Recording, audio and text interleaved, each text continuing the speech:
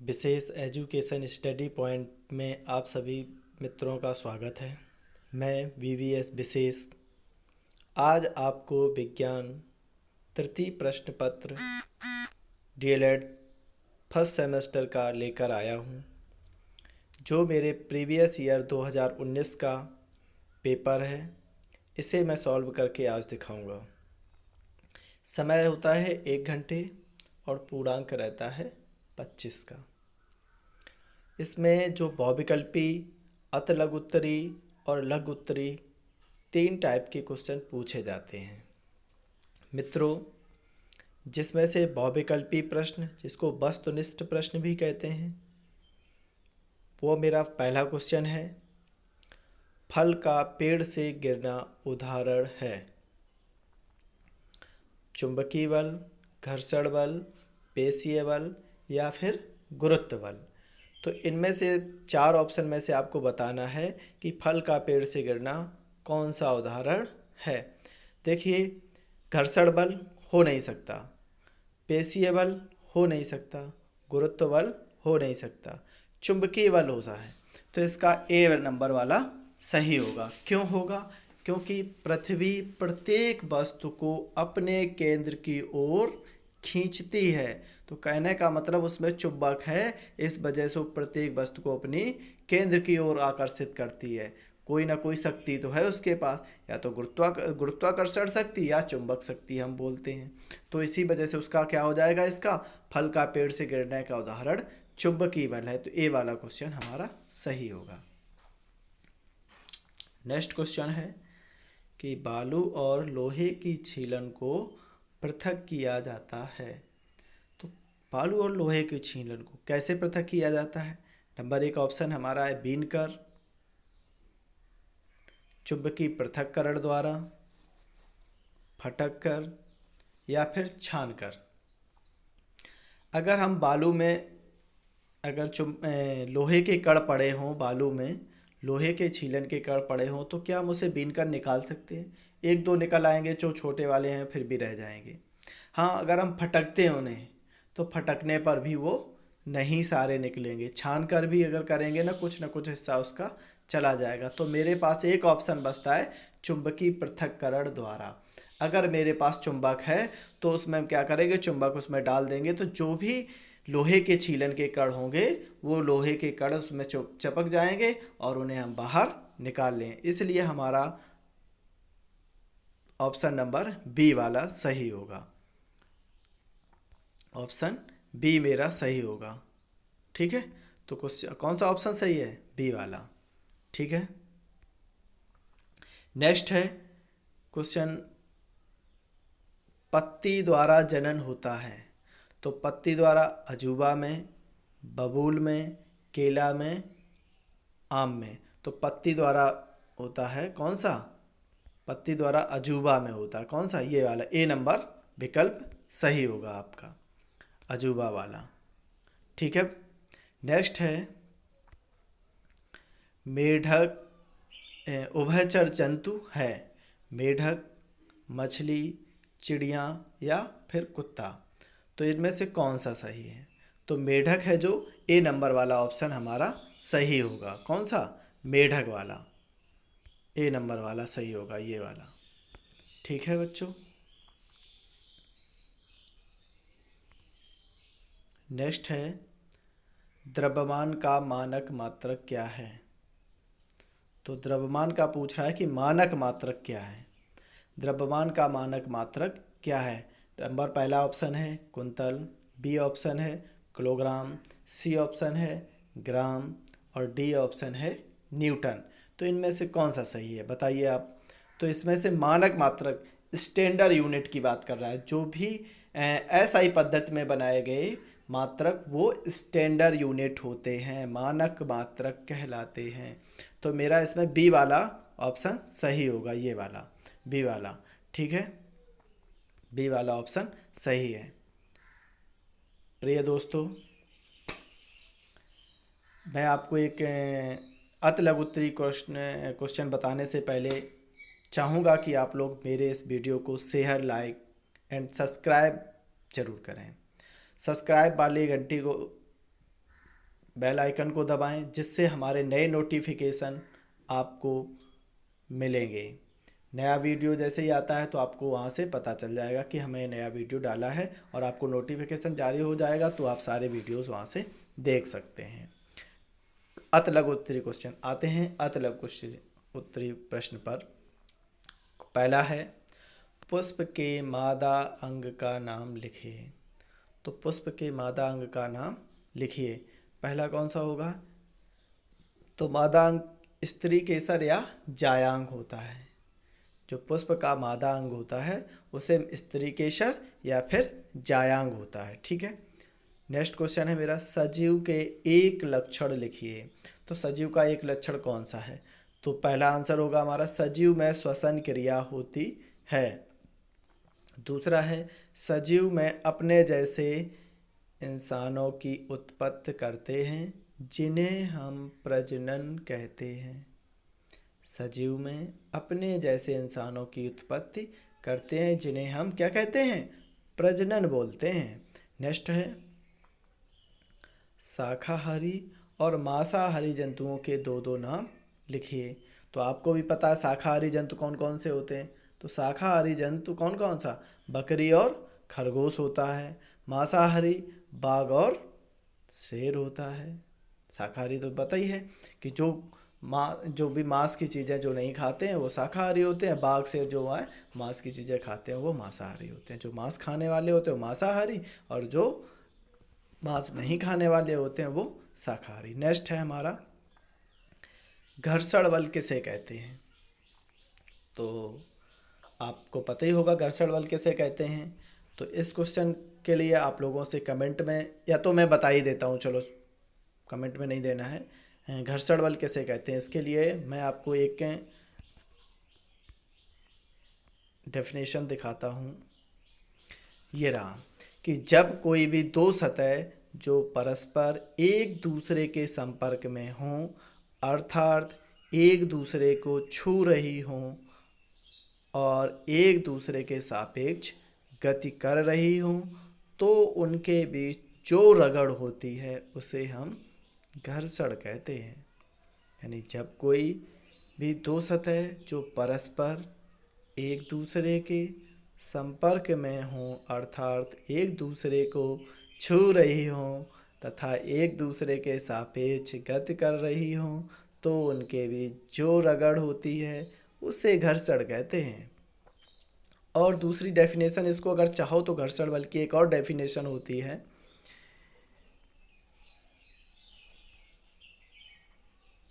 हाँ दोस्तों, क्वेश्चन था हमारा 9 नंबर, है ना। घर्षण बल किसे कहते हैं? क्या करते हैं कि जब कोई एक वस्तु किसी दूसरी वस्तु पर फिसलती है अथवा फिसलने का प्रयत्न करती है। क्या कि जब कोई एक वस्तु किसी दूसरी वस्तु पर फिसलती है या फिसलने का प्रयत्न करती है, इस प्रक्रिया में हम क्या कहते हैं? घर्षण बल कहते हैं। इस प्रक्रिया को हम घर्षण बल कहते हैं। नेक्स्ट है, पदार्थ की कितनी अवस्थाएं होती हैं? तो आपको भी पता है पदार्थ की 3 भौतिक अवस्थाएं होती हैं। कौन कौन सी? ठोस, द्रव और गैस। कौन कौन सी? ठोस, द्रव और गैस। नेक्स्ट है, समय का मानक मात्रक क्या है? तो इसमें भी कह रहा है समय का मानक मात्रक। क्या बोला? मानक मात्रक, यानी स्टैंडर्ड यूनिट की बात कर रहा है। तो समय का मानक मात्रक सेकंड होता है। क्या आंसर होगा? समय का मानक मात्रक सेकंड होता है। आइए दोस्तों, मेरे चैनल को जो लोग अभी जुड़े हों, अभी मेरा पूरा वीडियो फिलहाल देखिएगा, और जो अभी अभी तुरंत जुड़े हैं, लाइव मेरा देख रहे हैं, उनके लिए कहना यही है कि मेरे चैनल को सब्सक्राइब और बेल आइकन घंटी ज़रूर दबाएं। वीडियो को लाइक करें और शेयर कर अपने दोस्तों को ज़्यादा से ज़्यादा पढ़ने के लिए। नेक्स्ट है क्वेश्चन हमारा 12 नंबर क्वेश्चन, अति लघु उत्तरी प्रश्न का। गति किसे कहते हैं? गति के प्रकार लिखिए। तो गति किसे कहते हैं? गति के प्रकार लिखिए। देखो, गति क्या होती है? समय के साथ किसी वस्तु की स्थिति में परिवर्तन को गति कहा जाता है। क्या होती है डेफिनेशन? समय के साथ किसी वस्तु की स्थिति में परिवर्तन को गति कहा जाता है। गति को हम दूसरे शब्दों में इस प्रकार वर्णित करते हैं कि किसी भी वस्तु का समय के सापेक्ष अपना स्थान छोड़कर किसी दूसरे स्थान में चले जाना क्या कहलाता है?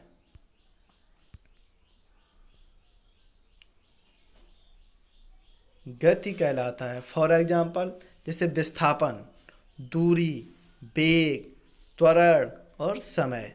समय क्या रहता है कि समय एक स्थान पर हमेशा वही समय वही बना नहीं रहता है ना, बदलता रहता है।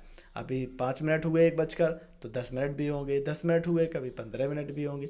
तो कभी किसी के लिए विस्थापन क्या होता है, मतलब चली गई दूरी, है ना। तो वही चीज़ की गति की डेफिनेशन होती है, समय के साथ किसी वस्तु की स्थिति में परिवर्तन को गति कहा जाता है। ठीक है। गति के प्रकार, टाइप ऑफ मोशन कौन कौन से होते हैं?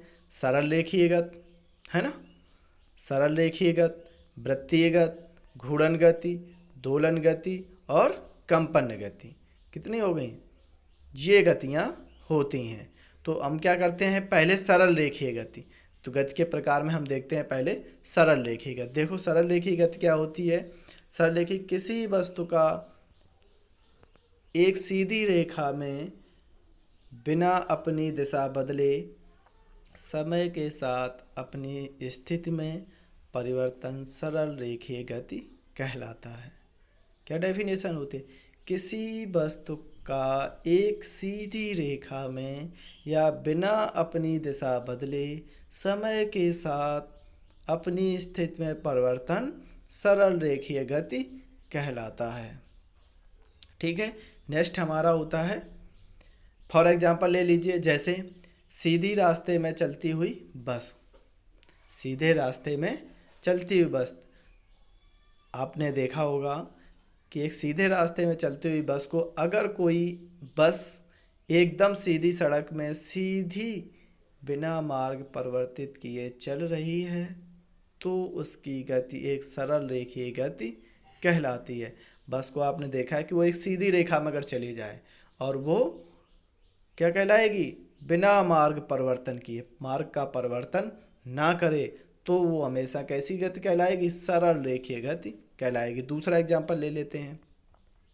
दूसरा एग्जाम्पल है हमारा कि कोई गेंद सीधी लाइन में लुढ़कती हुई, जैसा कि देखो हमने नीचे भी बताया था पहले, आपने ये कम जरूरी नहीं होगा कि अगर नहीं तो कर लीजिए। यदि कोई गेंद समय के साथ एक सीधी लाइन में बिना मार्ग परिवर्तन के चलती है तो उसकी गति सरल रेखीय गति होती है ना। हमें कहाँ से देखना है? यहाँ से देखना है। ये इतना आप छोड़ दो, ये वाला पार्ट, ये वाला इसको मत पढ़िए, आप यहाँ से देखिए। यदि कोई गेंद समय के साथ एक सीधी लाइन में बिना कोई मार्ग परिवर्तन के चलती है तो उसकी गति सरल रेखीय गति कहलाती है। नेक्स्ट है हमारी वृत्तीय गति। देखो वृत्तीय गति क्या होती है? जानते होंगे, वृत्ताकार गति जिसको बोलते हैं वृत्तीय गति। तो इसमें क्या रहता है कि जो भी मार्ग होगा उसके आसपास चक्कर लगाना। चलो आते हैं डेफिनेशन पे आते हैं। किसी भी वस्तु का समय के साथ, किसी भी वस्तु का समय के साथ एक ही मार्ग में वृत्ताकार चक्कर लगाना बिना अपना मार्ग बदले वृत्तीय गति कहलाती है। किसी भी वस्तु का समय के साथ एक ही मार्ग में वृत्ताकार चक्कर लगाना बिना अपना मार्ग बदले वृत्तीय गति कहलाती है। अर्थात जब कोई भी वस्तु एक वृत्ताकार पथ में लगातार चक्कर लगाती है तथा अपना मार्ग किसी भी हालत में नहीं बदलती है, वृत्तीय गति कहलाती है। ठीक है दोस्तों, अब देखते हैं फ्रेंड्स इसका एग्जाम्पल। देखिए एग्जाम्पल क्या है हमारा इसमें। जिस प्रकार पृथ्वी सूर्य के चारों ओर वृत्तीय मार्ग में बिना अपना मार्ग बदले हुए लगातार चक्कर लगाती रहती है, तो ये क्या कहलाती है? किसका एग्जाम्पल चला जाता है? वृत्तीय गति का। ठीक है। नेक्स्ट है हमारा घूर्णन गति। नेक्स्ट कौन है? घूर्णन गति। किसी वस्तु का अपने स्थान में बिना रहते हुए अपने ही अक्ष के गोल गोल घूमना घूर्णन कहलाता है। क्या? कि किसी वस्तु का अपने स्थान में बने रहते हुए अपने ही अक्ष में गोल गोल घूमना घूर्णन कहलाता है तथा उनके बीच में कोई एक काल्पनिक लाइन खींचे जिसके चारों तरफ वस्तु घूम रही है तो उसे लाइन को अक्ष कहते हैं। अगर उसके चारों ओर कोई एक वस्तु घूम रही हो तो उस लाइन को हम क्या कहते हैं? अक्ष कहते हैं तथा इस अवस्था को घूर्णन गति कहते हैं। फॉर एग्जाम्पल देख लीजिए, पृथ्वी को देखा है अपनी एक धुरी पर रहती है, तो वही वाला एग्जाम्पल यहाँ देखते हैं कि पृथ्वी का अपने ही अक्ष में चक्कर लगाना। पृथ्वी का अपने ही अक्ष में चक्कर लगाना, ठीक है, क्या कहलाता है? घूर्णन गति कहलाता है। जैसे पृथ्वी अपने ही जगह में गोल गोल घूमते हुए सूर्य की परिक्रमा करती है। पृथ्वी अपने ही जगह में गोल गोल घूमते हुए सूर्य की परिक्रमा करती है तथा पृथ्वी का अपने अक्ष में घूमना घूर्णन अक्ष कहलाता है या घूर्णन गति कहलाता है। नेक्स्ट आता है दोलन गति। जानते हैं दोलन? कभी देखा हो, इधर जाता है, एक धागा पूरा कंप्लीट करता है तो उसी को लटकाते हैं ना, तो वो वाला। तो ऐसे इसमें की डेफिनेशन होगी कि इस गति का निर्माण गुरुत्वीय बल से होता है।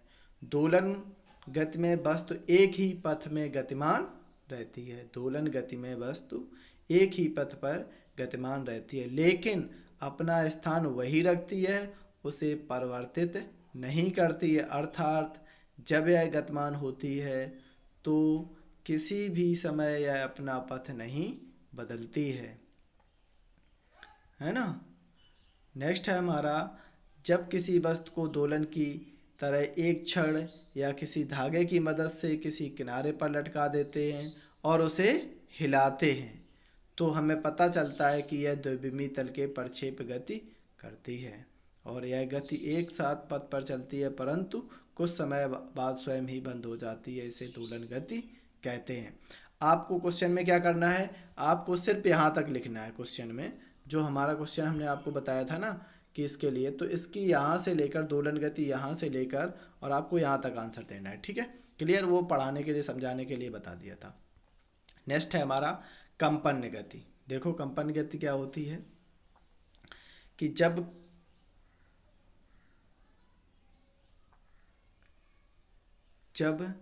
कोई वस्तु अपने किसी एक अक्ष के सापेक्ष पूरा चक्कर काटे बिना, कोई वस्तु जब अपने किसी एक अक्ष के सापेक्ष पूरा चक्कर काटे बिना घूमती है तथा यह प्रक्रिया दोबारा घुमाव तक चक्कर काटती है परंतु इसके स्थान में कोई बदलाव नहीं होता है तो इस प्रकार की गति को कंपन गति के नाम से जाना जाता है। तो इस प्रकार की गति को हम किस नाम से जानते हैं? कंपन गति के नाम से जानते हैं। ओके, नेक्स्ट है हमारा क्वेश्चन। अपने क्वेश्चन पे आते हैं। यहाँ तक हो गया था हमारा भौतिक अवस्थाएं और हमने कर लिया था गति। 12 क्वेश्चन हो गए थे। अब हमारा आता 13, जरायुज और अंडयुज में क्या अंतर है? जरायुज और अंडयुज में क्या अंतर है? तो देखिए जरायुज और अंडयुज क्या होते हैं। जरायुज जंतु उन्हें कहते हैं जो बच्चे पैदा करते हैं, 2 बच्चे पैदा करते हैं और अपने बच्चों को दूध पिलाते हैं। तो ऐसे जंतु बहुत सारे, जैसे गाय, भैंस, बिल्ली, कुत्ता, आदमी, सब जरायुज होते हैं जिन्हें इंग्लिश में विपारस जंतु कहा जाता है। विपारस जंतु कहा जाता है। फिर से देख लीजिए, जरायुज जंतु उन्हें कहते हैं जो बच्चे पैदा करते हैं और अपने बच्चों को दूध पिलाते हैं। तो ऐसे जंतु बहुत सारे, जैसे गाय, भैंस, बिल्ली, कुत्ता, आदमी, सब जरायुज हैं जिन्हें इंग्लिश में विपारस जंतु कहा जाता है। नेक्स्ट क्वेश्चन आता है हमारा, मरुस्थलीय पौधों की पत्तियां प्रायः नुकीली क्यों होती हैं? इन पौधों की मुख्य विशेषताएं क्या होती हैं? दोस्तों, आपको मरुस्थलीय पौधों की पत्तियां प्रायः नुकीली क्यों होती हैं, इसका उत्तर आपको कमेंट में देना है। और अगर नहीं आता है तो आप हमें लिखेंगे, मैं आपको इसका आंसर दूंगा। बाकी मैं इनकी विशेषताएं मैं बताता हूँ। आपके लिए ये क्वेश्चन मैंने छोड़ के रखा है कि आप लोग भी थोड़ा मेहनत करिए। मरुस्थल पौधों की पत्तियां प्रायः नुकीली होती हैं क्यों, इसका आंसर आपको कमेंट में देना है। ठीक है, मैं विशेषताएं बताता हूँ। मरुस्थलीय पौधों की में अनुकूलन निम्नलिखित है। जो इसकी विशेषताएं हैं वो इस कारण होती हैं। क्या है? पहला पॉइंट है हमारा, ऐसे क्षेत्रों में कुछ पौधे जो रसीले या फूल होते हैं वे अपने तने या पत्तियों में पानी को भंडारित करते हैं। नेक्स्ट है, कुछ पौधों में पत्तियां नहीं होती हैं अथवा बहुत छोटी पत्तियां होती हैं जो केवल वर्षा के बाद ही उगती हैं। पत्तियां ना होने के कारण ये पौधे प्रकाश संश्लेषण में पानी कम सोखते हैं। ये पौधे प्रकाश संश्लेषण में अपने हरे तने का प्रयोग करते हैं। नेक्स्ट है तीसरा क्वेश्चन, ये तीसरा पॉइंट इसी का, इन पौधों की लंबाई जड़ें जमीन में पानी सोखने के लिए अधिक गहराई एवं दूर तक फैल जाती हैं। रोएदार पत्तियां पौधों की छाया देने एवं पानी की कम खपत की सहायता देती हैं।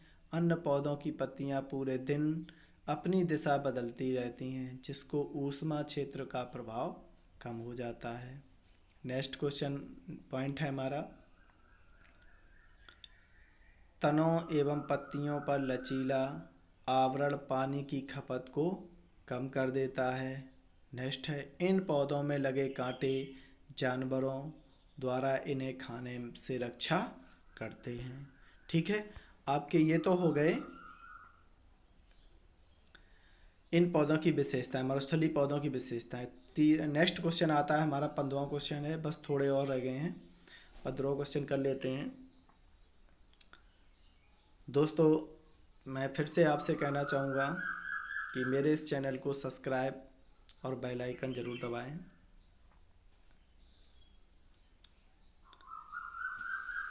दोस्तों 15 नंबर क्वेश्चन है, पुष्प के कितने भाग होते हैं? प्रत्येक भाग का नाम लिखिए। देखो दोस्तों, पुष्प के हम भाग बताते हैं आपको, कितने भाग होते हैं।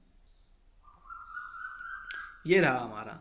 तो पुष्प का भाग कहाँ से शुरू हो चलता है? नीचे से चलता है। तो पुष्प का पहला भाग होता है पुष्प का तना, जो हिस्सा यहाँ दिखा रहा है हमारे फिगर में आप देख रहे हैं, पुष्प का तना।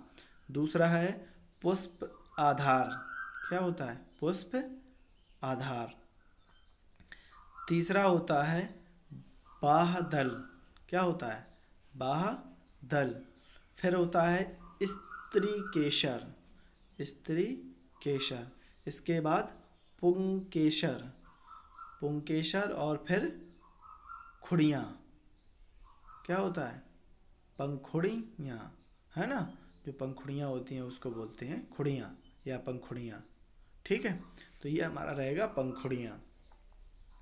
तो ये हमारे जो भी तने के भाग होते हैं, कितने तने के भाग होते हैं? 5-6 तने के भाग होते हैं। पुष्प का तना, पुष्प का आधार, बाधल, स्त्री केशर, पुंकेशर और पंखुड़ियाँ। ठीक है, नेक्स्ट है हमारा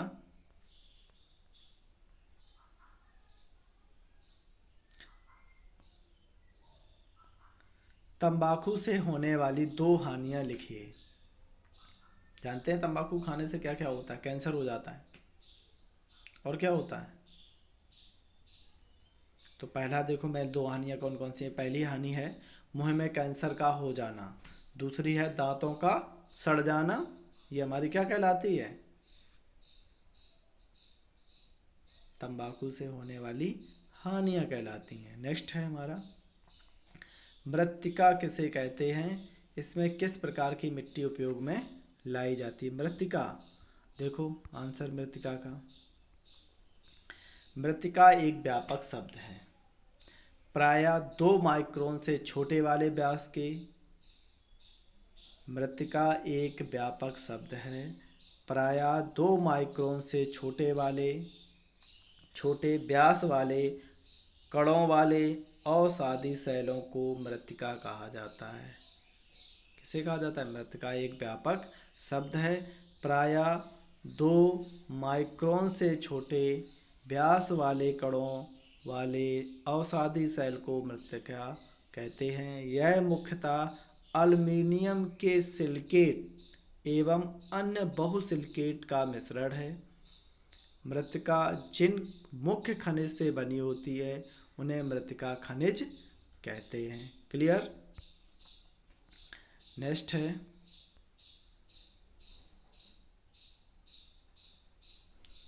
पर परागण के 2 लाभ लिखिए। देखो पर परागण क्या होता है? पर परागण के 2 लाभ लिखिए, जानते हैं। जब एक पुष्प के परागण दूसरे पौधे पर अव्यवस्थित पुष्प के वर्तिकाग्र पर पहुंचते हैं तब उसे पर परागण कहते हैं। अंग्रेजी में इसे क्रॉस पॉलिनेशन कहते हैं। यहाँ से देखिए, जब एक पुष्प के परागण दूसरे पौधों पर अव्यवस्थित पुष्प के वर्तिकाग्र पर पहुँचते हैं तब उसे पर परागण कहते हैं। अंग्रेजी में इसे क्रॉस पॉलिनेशन बोलते हैं।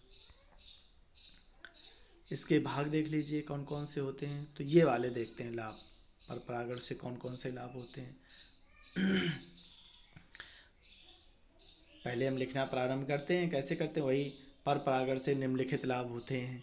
तो पहला लाभ क्या है हमारा? पर परागण से बीजों की अधिक उन्नति प्रजातियां उत्पन्न होती हैं। दूसरा है पर परागण के फलस्वरूप बने बीज स्वस्थ होते हैं, है ना। तीसरा हमारा है कृत्रिम पर परागण से रोग प्रतिरोधक क्षमता से युक्त जातियां तैयार की जा सकती हैं। पौधों में इन नवीन लक्षणों का समावेश होता है। लास्ट हमारा क्या है? पौधों में इन नवीन लक्षणों का समावेश होता है। ठीक है साथियों। अच्छा, मेरे इस विशेष एजुकेशन स्टडी पॉइंट में अगर किसी